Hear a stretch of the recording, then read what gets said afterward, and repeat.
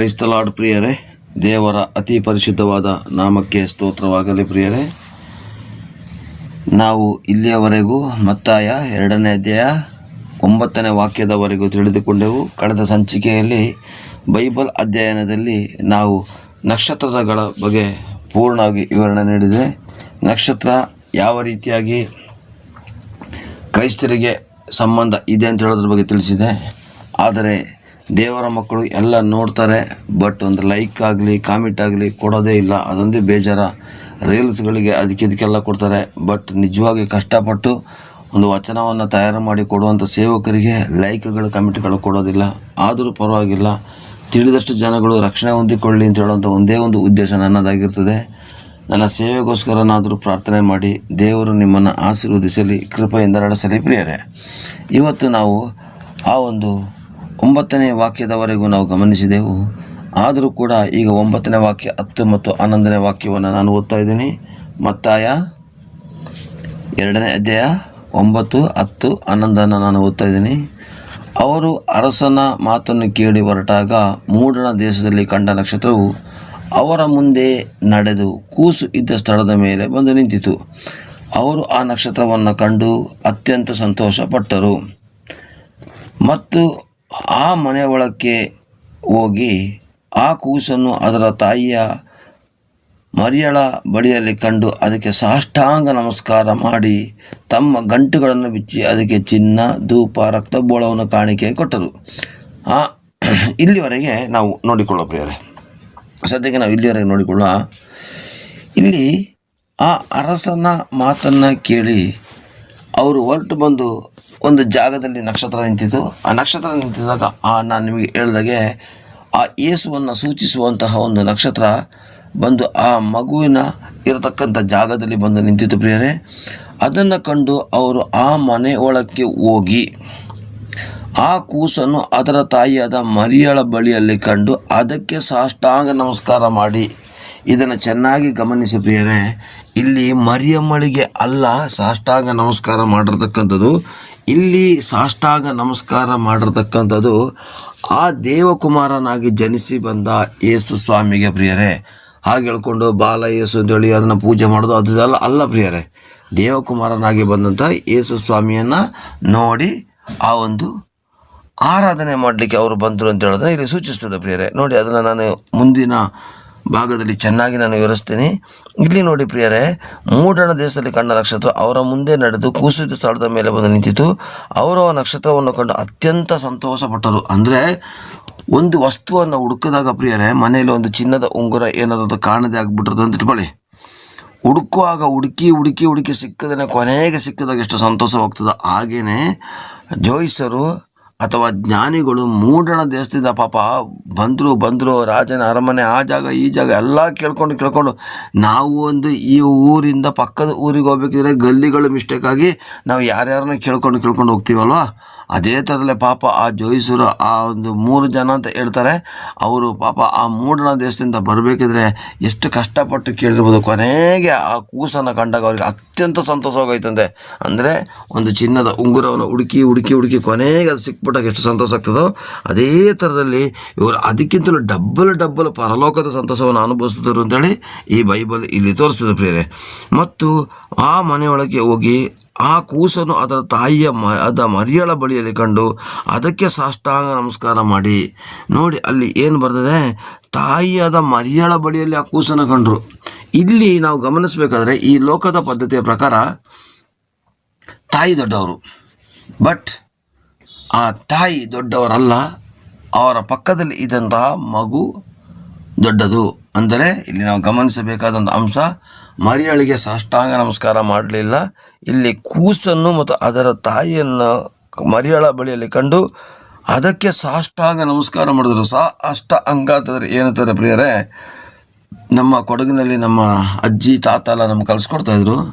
ನಮ್ಮಲ್ಲಿ ಜನಿವಾರ ಹಾಕಬೇಕಾದ್ರೆ ನಾವು ಸಂಪೂರ್ಣವಾಗಿ ಈ ಒಂದು ವೇದಗಳ ಬಗ್ಗೆ ಸಂಪೂರ್ಣ ತಿಳಿದಿರಬೇಕು. ಅದರಲ್ಲಿ ಈಗ ನಾನು ಸತ್ಯ ವೇದದ ಬಗ್ಗೆ ತಿಳಿತಾ ಇದ್ದೀನಿ ಪ್ರಿಯರೇ, ಅದೊಂದು ಸಂತೋಷದ ವಿಷಯ.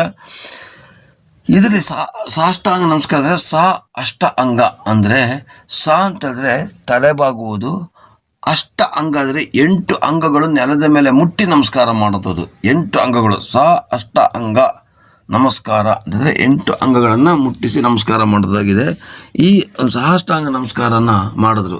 ಹಾಗಾದರೆ ಇವತ್ತು ಏನಾಗ್ತದೆ, ತಪ್ಪಾದ ಅಭಿಪ್ರಾಯಗಳು ಆಗ್ತದೆ. ಯಾವ ತರ್ತಾರೆ, ಮರಿಯಮ್ಮನು ದೇವರು, ಮರಿಯಮ್ಮನೇ ಮಧ್ಯಸ್ಥಿಕೆ ಮಾಡೋದು. ಇಲ್ಲ, 1 ತಿಮೋಥಿ 2:5 ಪ್ರಕಾರ ನಾ ಕಳೆದ ಸಲ ತಿಳಿಸಿದೆ. ಮನುಷ್ಯರು ಮತ್ತು ದೇವರ ಮಧ್ಯದಲ್ಲಿ ಮಧ್ಯಸ್ಥನ ಒಬ್ಬನೇ, ಆತನೇ ಕ್ರಿಸ್ತನಾದ ಯೇಸು ಅಂತ ಹೇಳೋದನ್ನು ನಾನು ನಿಮಗೆ ತಿಳಿಸಿದೆ ಪ್ರಿಯರೇ. Praise Lord. ಗಮನಿಸುವ ವಚನವನ್ನು ಓದಿಯೇ ಬಿಡೋ ಪ್ರಿಯರೇ. 1 ತಿಮೋಥಿ 2:5 ಬರೆದಿದೆ, ಏಕೆಂದರೆ ದೇವರು ಒಬ್ಬನೇ, ದೇವರಿಗೂ ಮನುಷ್ಯನಿಗೂ ಮಧ್ಯಸ್ಥನ ಒಬ್ಬನೇ, ಆತನು ಮನುಷ್ಯನಾಗಿರೋ ಕ್ರಿಸ್ತ ಯೇಸುವೆ ಅಂತ ಬರ್ತಿದೆ. ಹಾಗಾದರೆ ಮಧ್ಯಸ್ಥನು ಬೇರೆ ಯಾರೂ ಅಲ್ಲ ಪ್ರಿಯರೇ, ಕ್ರಿಸ್ತ ಯೇಸು ಮಾತ್ರ. ಇವತ್ತು ಕ್ಯಾಥೋಲಿಕ ಸಭೆಯಲ್ಲಿ ನಿಜವಾಗಿ ಅವರು ತುಂಬ ಒಳ್ಳೆಯವ್ರಿದ್ದಾರೆ, ದಾನ ಧರ್ಮ ಪ್ರೀತಿ ಎಲ್ಲ ಇದೆ.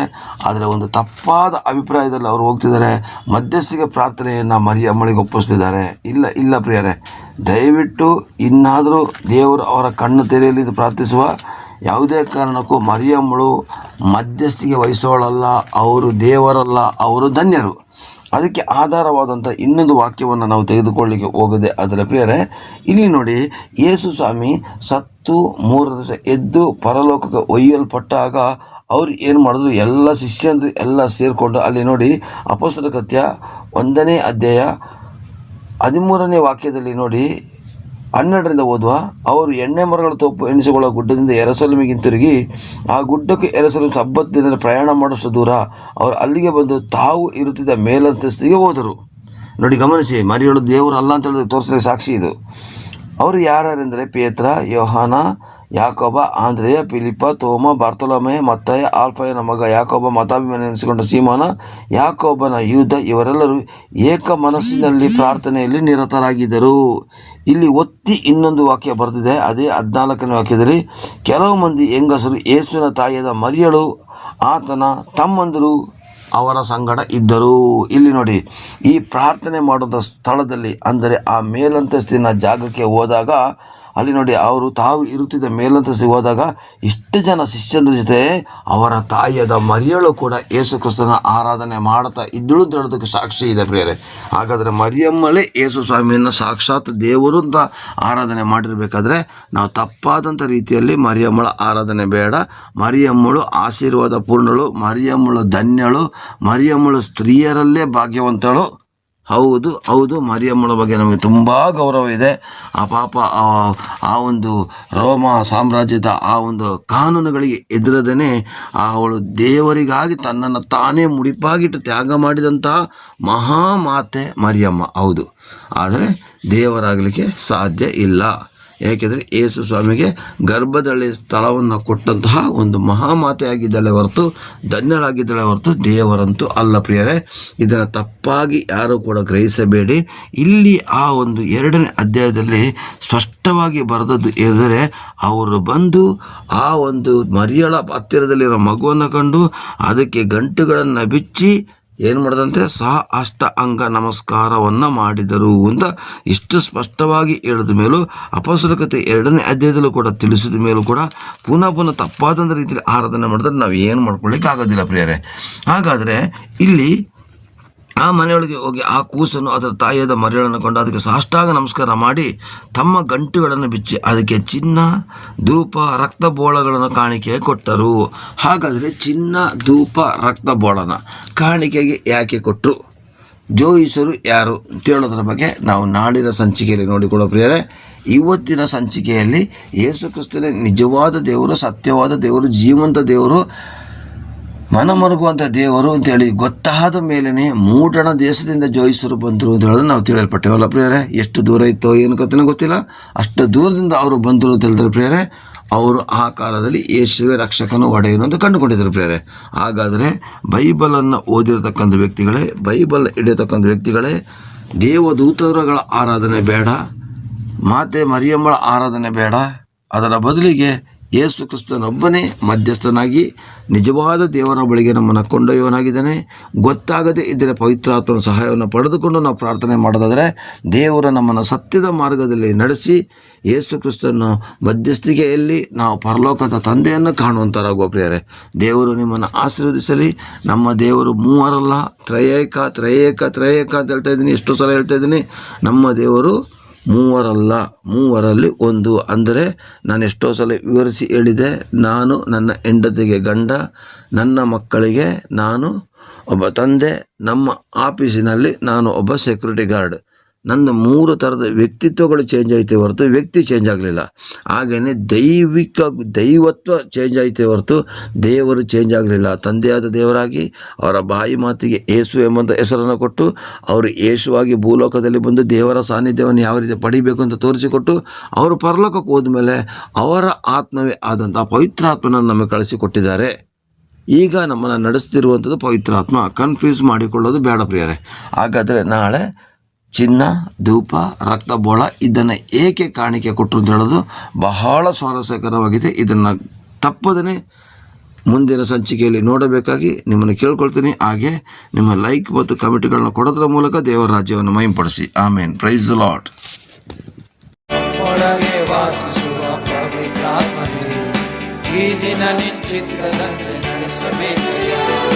ನಮ್ಮೊಳಗೆ ವಾಸಿಸುವ ಪವಿತ್ರಾತ್ಮನೇ, ಈ ದಿನ ನಿಶ್ಚಿತದಂತೆ ನಡೆಸಬೇಕಯ್ಯ.